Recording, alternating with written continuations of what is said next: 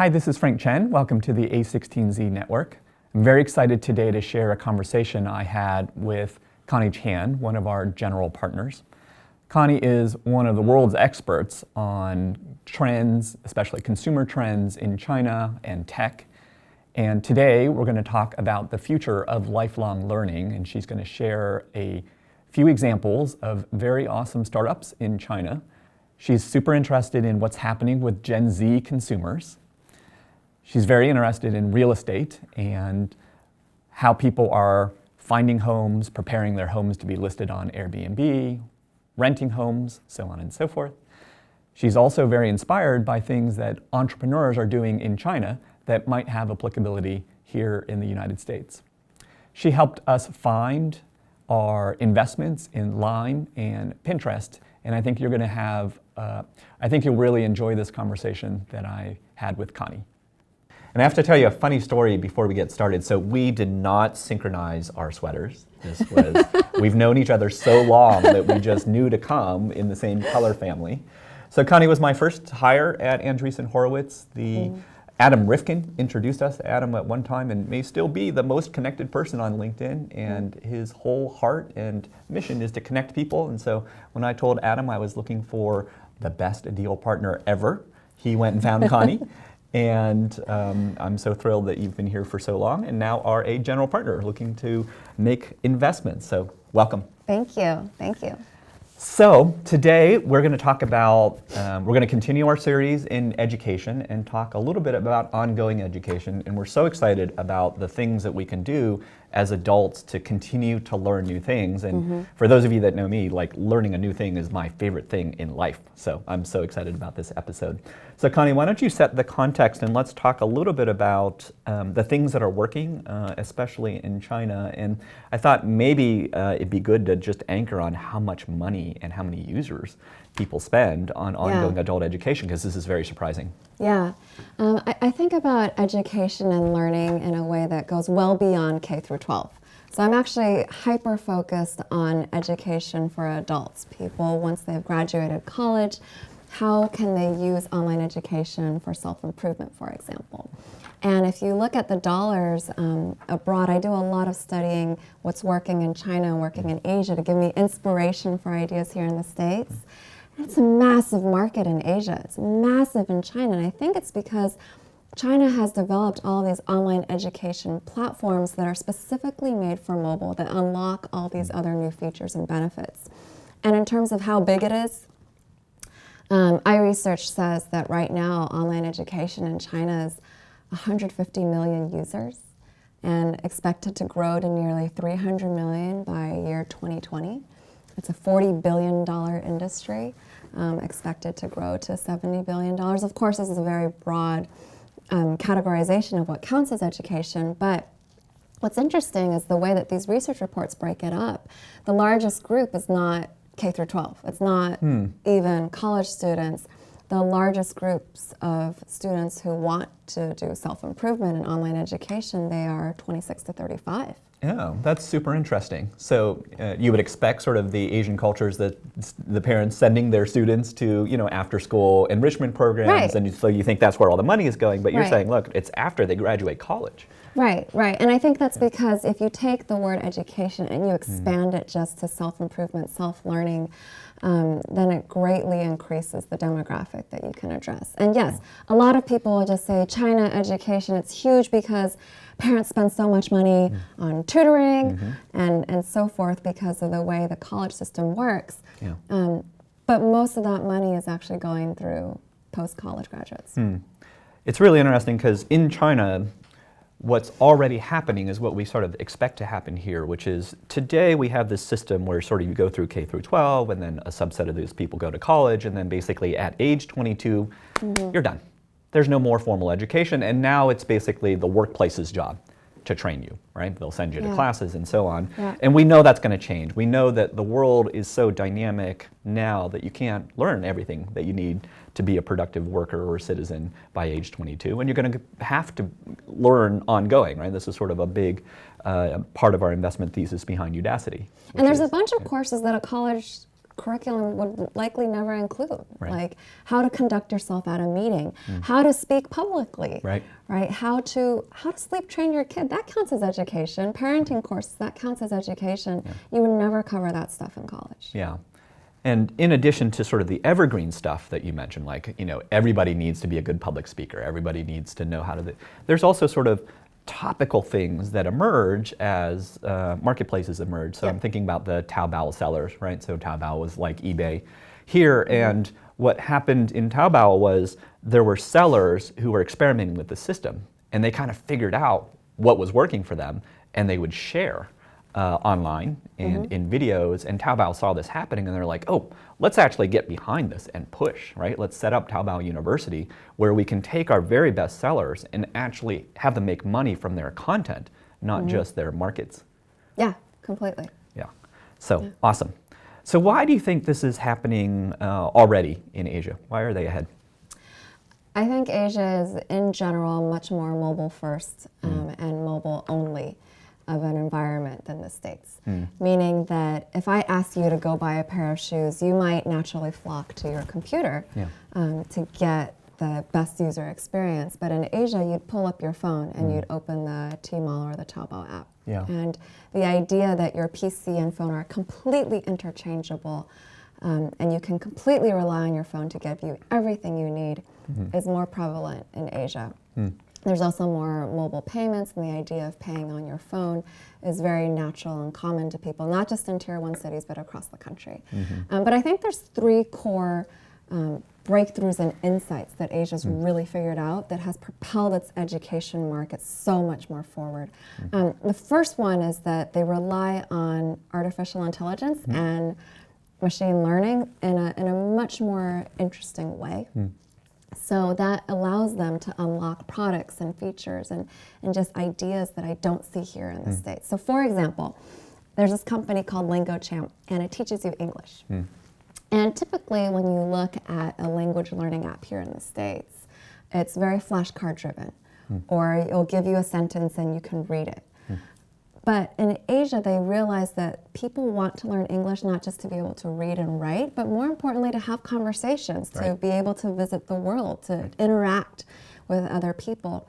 And so they use the mobile phone and the microphone to allow you to speak directly into the app and read out sentences and actually carry on conversations with a computer that will speak back to you. And that kind of scoring using machine learning and artificial intelligence allows people to learn pronunciation with a standalone mobile app. And I think that's a fantastic example of like leaning into artificial intelligence and machine learning to dramatically reduce the cost. This company, LingoChamp, their gross margins are over 70%. Because so they they're don't have the using- teacher cost. Right, so nobody has to sort of say, oh, that's a terrible accent. My funny story on this is when I was learning Chinese Mandarin, my Mandarin teacher asked me one day, are you from Hong Kong? Which, for those of you that don't realize it, is probably the most grievous insult that you could hurl at somebody trying to learn Mandarin because it's so bad. So, so you're saying, look, they didn't have to have a teacher listening to you and then giving guidance. They're using the machine learning to say, you don't sound like a native and here's where. Right, and because their gross margins are so high, their price point is so much lower than having a real life tutor or even an online course instructor tutor. Their price point is so affordable that people all around the country can access it. And that same concept of leaning into machine learning is also true in music as another category. There's this company in China called VIP Peilian. And Peilian in Chinese translates to they will practice piano or practice an instrument alongside you. And what it is a mobile app which is a piano teacher. And this app, you put it on the stand and you attach it to your piano, and this teacher can help your kid age 5 through 16 learn an instrument. They do piano, violin, a bunch of classical Chinese instruments. But again, it's that price point that they're able to unlock. Because for a lot of these music instructors, so much of that cost is in their travel time, or because you're living in a city where the cost of living is just so high. But now in China, my teacher doesn't have to live in Beijing. They don't have to live in Shanghai. They can live anywhere in the country. They don't even have to live in China, right? And then not only is that the case, they use the machine learning aspect to help the teachers with scoring the kids and scoring the performance. Because with music, just like with language, there is an actual pitch, there is an actual tempo, an actual rhythm that you're supposed to play. Right? So they can take the composition score and then hear your actual performance and give you a grade, which then allows one teacher to teach 2 or 3 students at the same time, which then unlocks even more cost savings, allowing more parents to give their kids these music lessons that they would typically not be able to afford. I'm flashing back to my piano learning days, and I'm hearing the too fast, right? So now we can do that with machine learning. Right. And imagine being able to do that during practice sessions, right? And having that information feedback to the teacher. There's just a lot more we can do with machine learning, especially when it comes to language and music, that is still, I think, very untapped here in the West. So let's talk a little bit about sort of the efforts that we've sort of seen here and sort of how you think we get from here where we are. So we have learning platforms like MasterClass, we have learning platforms like Udemy, we have learning companies like Udacity, one of our portfolio companies. What's sort of missing from those that sort of the next generation of ed tech startups you're looking for, you think we'll have? Yeah, I think the answer is one word, it's mobile. And the reason is because mobile only is a society that I think is inevitably in our future. And when you have mobile, that allows for all kinds of different things. It allows, again, for microphone input, as an example. Everyone has a camera, a front-facing and a back-facing camera on their phones, which allows for different kinds of input and interaction with the platform. Mobile allows you to have these bite-sized snacks. Rather than opening your Instagram newsfeed, maybe you can take a 3-minute class, a 5-minute class, whenever you have downtime.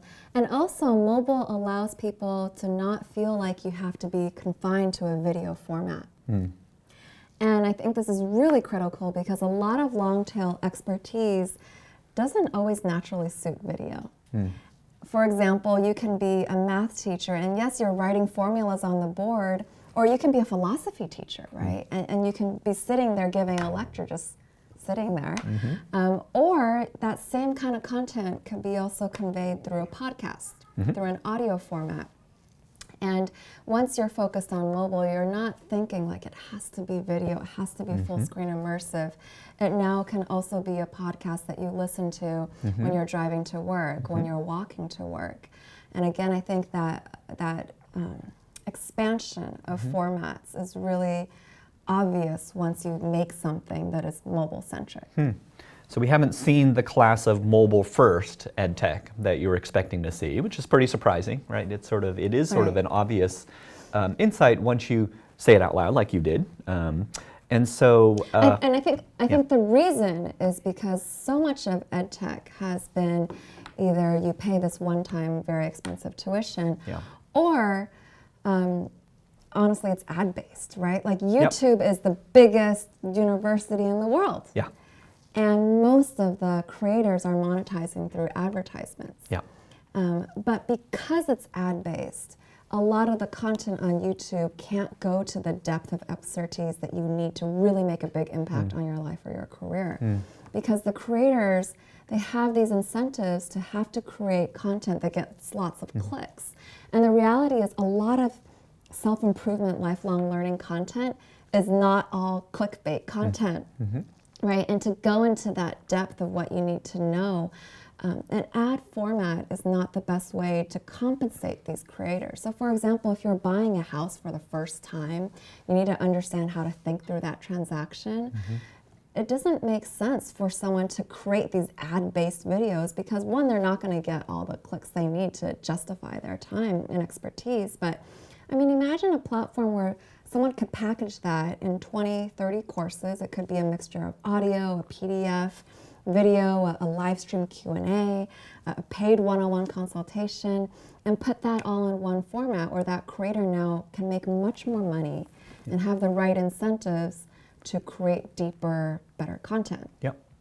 So that makes perfect sense, right? Which is it takes a lot of work to create this content. And if you're monetizing with advertising, that means only the top 1% are going to even break even or barely break even on all of that effort, right? Because you need to attract tens of millions of people. And ads reward production value. Right. So you need the great videographer there. You need to spend an hour on your YouTube thumbnail. That's nuts. Right. Yeah. Because honestly, a lot of these great experts, a lot of these professors, these doctors, these nutritionists, they are not media experts. Right. And the fact that they have to go hire videographers, buy very expensive equipment, cameras, lighting, what have you, learn how to edit videos themselves for the first time, that's not long-term, I think, going to work because these creators are being underpaid for their knowledge. Yeah. So as I think about my own sort of ongoing education habits, YouTube has definitely become one of them, which is to say I'm watching TED Talks. I did something over the holidays, which I'm very proud of, which is I replaced a doorknob. And I'm proud of this because I'm like the least handy person I know. And so I watched a YouTube video and went to Home Depot, and in my in-laws' house, I replaced the little doorknob mechanism. I was like, yes, I did it. And so you're saying, look, I know, I shouldn't be that proud of myself, but I was like giddily proud of myself because like I'm a software person and that was definitely hardware. Okay. So anyway, thank you for indulging my burst of enthusiasm for myself there. So you're saying, look, that type of content, that's fine for YouTube because like that's super easy, right? And it's a 5-minute video. It's visual. You need to see which yeah. part to change out, which nail to take out. That so makes like sense. ads for that makes sense, but it doesn't make sense for this sort of highly produced package where I'm teaching you something that's a more serious life skill. Right. I mean, like TED Talks are fantastic intro courses. It's a first great lecture, but there should be 10 lectures beyond that for every topic. Right. Right. And a lot of things that are skill-based in particular, I think deserve having 10 courses, 20 courses, 30 courses, so on. Yeah. And there's a lot of things that I would be willing to pay for. I would love to pay to figure out how can I improve my voice. I would love to pay to see how can I improve parenting and so forth. And there aren't great platforms right now that make it as easy as creating like a Shopify website for these creators to monetize their knowledge. Right. And these creators typically, one, they're not media experts. Two, they're not technologists, so they don't have time to build their own blogs or their own websites and integrate PayPal or credit card payments into them. And the biggest problem is they're truly underpaid right now for the knowledge that they're freely sharing on YouTube. Yeah. If you think about sort of an example that is in this ecosystem, you think about MasterClass, right, where the entrepreneur is doing a great job of sort of hoovering up all of the top experts in their fields. And I think part of the reason he went top down is sort of the same reason that Elon Musk went to the Roadster first, and then the X, and then the S, and then the X, and then the 3, right? Sort of he's working his way down. And I think part of that is because I wonder if there's enough cultural support in the West for paying for education of this kind, right? So it sounds like in China you already have that cultural support. So like, what is education amongst household expenses? Is it like number 3 or number 4 after housing and medical, right? So you have this inbred sort of support, cultural support. Like, of course I'm paying for education, right? And so once mobile sort of content sources sprung up, the money just went, right? And so what do you think is going to happen here? Do we need more cultural support? How does that interaction happen? I think the way that we, Silicon Valley, and platforms can help encourage this shift for more lifelong learning and self-improvement is really breaking away from just the ad-based model and finding the right incentives for creators to be able to monetize. Because I think a lot of creators, when they have an ability to make a significant amount of income from sharing their expertise, they will create better content. And as there's better content out there, users will say, hey, this is a fantastic way to put a small investment into myself, right? And right now, the platforms, I think, are not doing enough to help these creators monetize. And for a platform, that doesn't just mean changing their business model. It also means monetizing their own brand and becoming a mainstream app, a mainstream website. And that's really important because for a lot of these platforms, they shouldn't have just one teacher teaching you how to sing. There should be 20, 30 teachers, and then there should be rankings based off of student reviews or based off people who actually completed the course, right? And repeat students and so forth, and all those things should help bubble up the best teacher. Right. And these platforms need to do a lot to invest in building out their own brands to become mainstream in order to do that. And I love the MasterClass content. I think once they expand, they're going to have to include more teachers for the same categories. They sort of go down market. It doesn't have to be Steve Martin teaching you how to do comedy. It'll be your local comedy genius. Or it could be all of them together, right? And they could be priced at different price points. And then when you go the level beyond Steve Martin, you can have them ranked differently, right? And I'd love to be able to figure out what are the rankings of the classes that people finished, what are the rankings where people gave the highest reviews, right? What are the rankings based off price, what have you, right? And all of that kind of data is totally presentable right now. It's just not being surfaced by the platforms. Another sort of age-old challenge in sort of building these pervasive education marketplaces in the past has been you sort of have very broad categories of education. There's sort of, let's call it hobby entertainment, right? I'm learning the piano, I want to sing better, right? And then there's sort of business self-improvement, like I want to learn how to use Excel better, or I want to be a better offer upseller, or something like that. So do you think that there's going to be one platform that sort of wins both? Do you think there will be more specialty things that sort of cater to each of these? Because it feels like they have different dynamics. I think it's possible. But it's unclear how the future will shake out. I mean, for example, I think there's a lot of great workout apps today already that put a bunch of fitness instructors or nutritionists up against each other, and you can choose which instructor you want. And they have that category down pretty well. But I also think it's very possible if there was a platform that created the right tools. I know this like Shopify in a box, where I can say, here are my podcasts, here are my blog posts, these are the times where I'm going to do a live stream Q&A. This is the PDF of the book I'm willing to sell. Right. If it gave creators these options to just turn on these modules and create their own knowledge store, I think it's possible also to have one major platform as well. That serves both sort of the hobbyist entertainment market as well as the serious self-improvement market. You know, and it's possible that it's not a new startup. It could eventually be something that YouTube goes into or something that Twitter goes into. Twitter has a ton of influencers too, and lots of long-tail experts. But I think the opportunity is still there and still so early enough that a new startup could take it. Great. If you were to give, if you had one or two pieces of advice that you have for entrepreneurs in this space, what would it be? This is probably a contrarian view, even in Silicon Valley, but I would build for mobile first. And I would build your app before you build your website, because it will drastically unlock different ways of thinking. You'll be able to use your GPS, your microphone, you'll be able to use the camera, and if those new additions of features don't help you brainstorm new things, then that's a problem, actually. You'll be able to use in-app payments, right? You might be able to use Apple Pay and so forth. So I think one big thing I would say is if you're building for the future, consider building this platform first on mobile, even before you go to the PC. Now, I know that's a very contrarian view, because a lot of investors will also say, go to the PC first, get your brand, and then go do the app. But I think when you start at least brainstorming it, at the very least on a mobile platform first, it unlocks this idea, how can I use a microphone differently?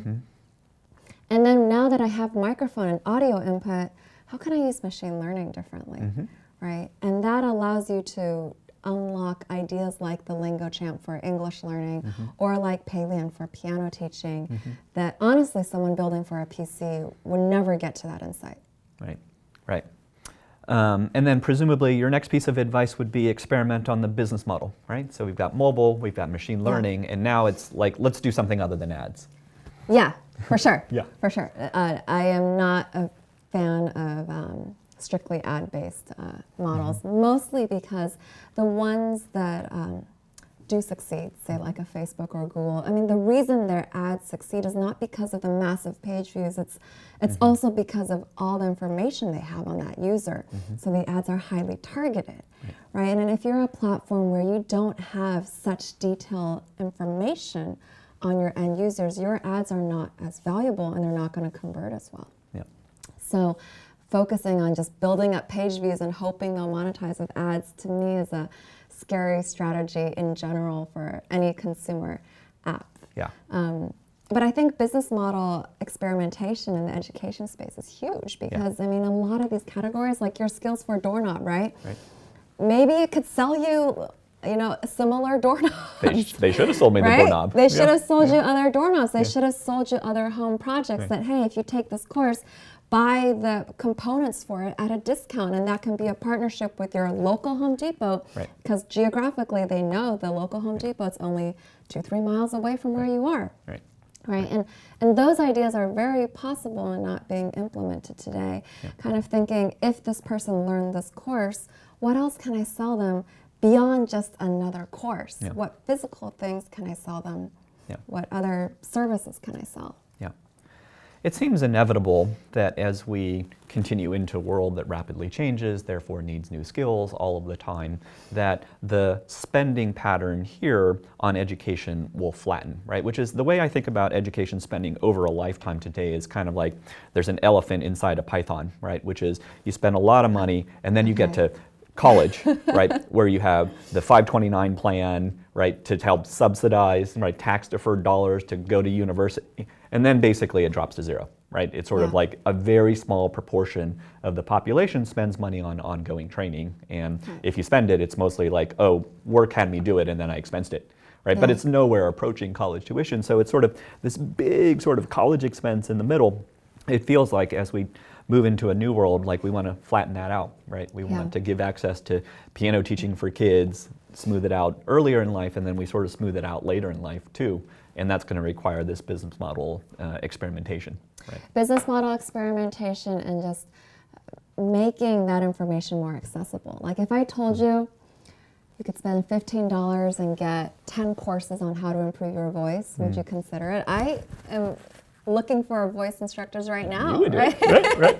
And I'd pay far more than that. Right. But I feel like so many of these ideas or these instructors, people oftentimes just forget that they exist because it's not so in their face. And it's not also done in bite-sized snacks on their own schedule, on their own time frame, right? And when you're on a mobile platform, when you're doing these bite-sized lessons, you can do it every morning.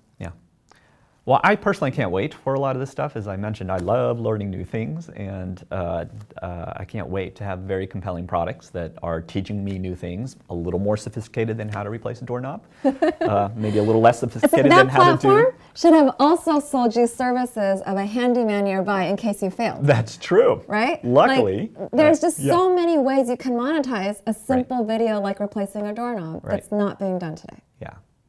Totally true. Like all these how-to home fixes, a good chunk of people who attempt them can't do it, right? And they're willing to pay. They give up in the middle, for the like local surrounded by an handyman to do explosion it. of tools, right? Oh, I give up. Right. Or I'm maybe missing this part. Maybe I'm missing this wrench. Or hey, power tool. Right. You could have done this in half the time if you had this power drill. Like, these ideas aren't being thought of right now because it's a business model innovation, right? Think about not just selling them the next course and stuffing more ads into your course and then therefore making your video much longer than it needs to be, which is the game that a lot of these influencers have to play. They're being forced to play that game right now. Give them better ways to monetize what they're selling. And that business model would be good for, because another age-old problem with these education marketplaces that try to get broad, right? I want to have all of this content, is that the repeat usage is never as good as the entrepreneur hopes, right? So you kind of hope that I sell you the piano playing class and then you'll come to me for filmmaking or whatever it is. And it turns out in a lot of these that you're almost capturing that customer again for the first time, even though they've bought a class from you, right? And to this point is actually, I wouldn't say I'm never a fan of subscription models, but for this category, I don't think subscription is necessarily the best model. because for me to sign up for a subscription, I have to think I'm going to take more than one class, Yeah. right? I mean, Right. why not instead let me pay per course? And for other courses, if you want to push discovery, allow me to sample the first 10 minutes of a class Right. for free, Right. right? Or do some other kind of incentive to get me to see the value. And then maybe after 2-3 courses, then sell me something like a subscription where I'm like, yes, for sure, I'm Right. going to use this multiple times over. Yeah. But the idea of jumping from day one Yeah. to push you a subscription, I think, is a hard business model for this category. Yeah, it's hard. You have to capture the people who would pay up front for health clubs, right? Which is sort of, it's the aspirational me that will go to Yeah. the gym all the time, right? Yeah. Right. Yeah. Well, thanks for joining us. We're so excited for the future of EdTech that is mobile first and AI enabled and isn't just advertising, because I want to learn new stuff. I want to learn it all the time. The next thing I think in our house will be clearing clutter. And so it's funny, Marie Kondo has that series on Netflix now. And so